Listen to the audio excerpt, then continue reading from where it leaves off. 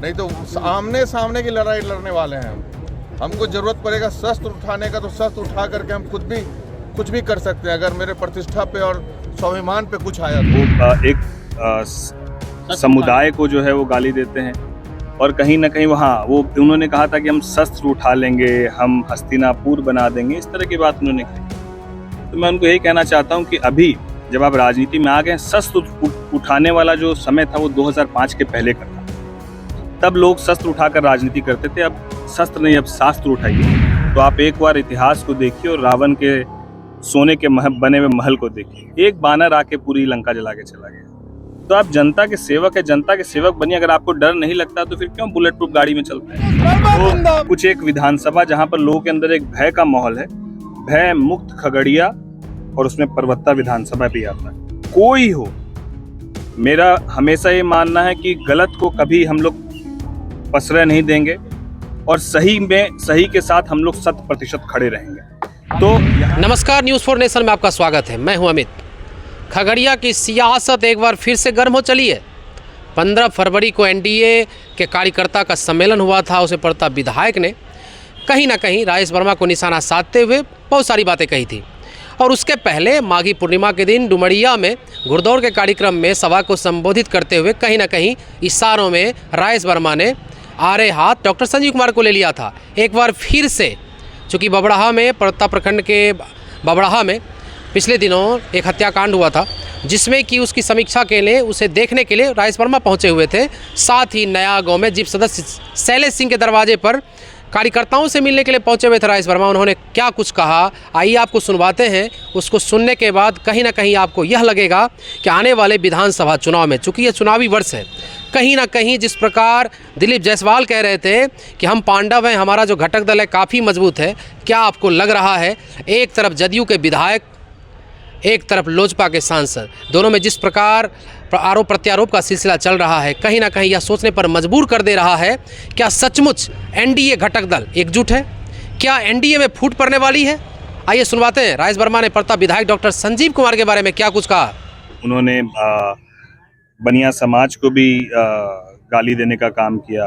कुछ लोगों ने भी मुझे बताया, देखा। मेरे से ज़्यादा अनुभव उनके पास है।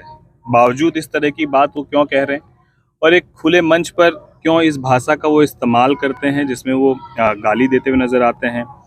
वो एक समुदाय को जो है वो गाली देते हैं और कहीं ना कहीं वहाँ वो उन्होंने कहा था कि हम शस्त्र उठा लेंगे, हम हस्तिनापुर बना देंगे, इस तरह की बात उन्होंने कही।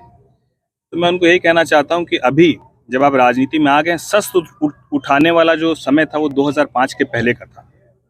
तब लोग शस्त्र उठाकर राजनीति करते थे, अब शस्त्र नहीं, अब शास्त्र उठाइए। शस्त्र का दौर खत्म हो गया है। अब जो शस्त्र उठाएंगे वैसे लोग जो हैं, जिस तरीके से उनका एक अध्याय समाप्त हो गया, जो बचे हुए लोग हैं उनका भी अध्याय समाप्त हो जाएगा। तो कुछ एक विधानसभा जहां पर लोगों के अंदर एक भय का माहौल है, भय मुक्त खगड़िया, और उसमें परवत्ता विधानसभा भी आता है। कोई हो, मेरा हमेशा ये मानना है कि गलत को कभी हम लोग प्रश्रय नहीं देंगे और सही में सही के साथ हम लोग 100% खड़े रहेंगे। तो यहाँ पर जिस तरीके से बड़ी संख्या में लोग मुलाकात करने आते हैं और लोग अपनी पीड़ा बताते हैं कि हमारी जो है ज़मीन है उसको हड़प लिया गया, हमारे ऊपर केस कर दिया गया, मेरे बेटे के ऊपर केस कर दिया गया, मेरे पति के ऊपर केस कर दिया गया, महिला जिस तरीके से रो रही है, जिस तरीके से पीड़ित है, आखिर ये दौर कब तक चलेगा? कोई किसी को डरा के धमका के बहुत लंबी राजनीति नहीं कर सकते हैं। मैं हमेशा इस बात को कहता हूँ, और यदि हम लोग किसी को प्रणाम करते हैं, चरण स्पर्श करते हैं, तो हमारे संस्कार है। और अगर किसी को इस बात का गलतफहमी हो जाए कि चरण स्पर्श का अर्थ कोई हमसे भय खा रहा है, तो बहुत नासमझ व्यक्ति है। और नासमझ नादान लोगों के लिए सिर्फ हमारे पास यही कहने का है कि जनता मालिक है, विनम्र होइए, अहंकार में मत रहिए। और अगर आपको इतनी ही ताकत का अहंकार है तो आप एक बार इतिहास को देखिए और रावण के सोने के बने हुए महल को देखिए। एक बानर आके पूरी लंका जला के चला गया।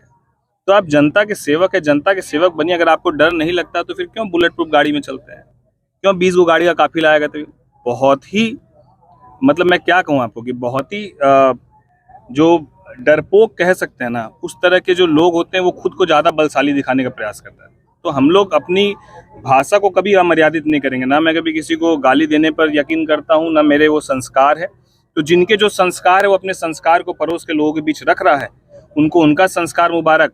हम लोग को अपनी राजनीति लोगों के बीच करनी है और हम लोगों की सेवा के लिए है, और वो 100% करेंगे, चाहे परिणाम जो हो मंजूर है। अभी नया गांव पहुंचे, यहाँ पे क्या क्या समस्याएं जो है आपको? नहीं, गठबंधन में व्यक्ति विशेष से गठबंधन में क्या फर्क पड़ता है। राजेश वर्मा एनडीए का एक कार्यकर्ता है, राजेश वर्मा लोजपा का एक कार्यकर्ता है, तो इससे हमारे पूरे एनडीए घटक दल में कोई फर्क पड़े ऐसा नहीं। और ये विचारधारा किसी भी तरीके की वर्चस्व की विचारधारा नहीं है। हम लोग उस विचारधारा के लोग ही नहीं है। ये विचारधारा में यदि मतभेद है तो उसके पीछे का मकसद यही है, एक व्यक्ति वो है जो अपने आप कहीं का राजा समझता है और एक व्यक्ति मैं हूं जो अपने आप को वहां का सेवक समझता हूं। तो ये सेवक और अपने आप को राजा समझने वाली मानसिकता का सिर्फ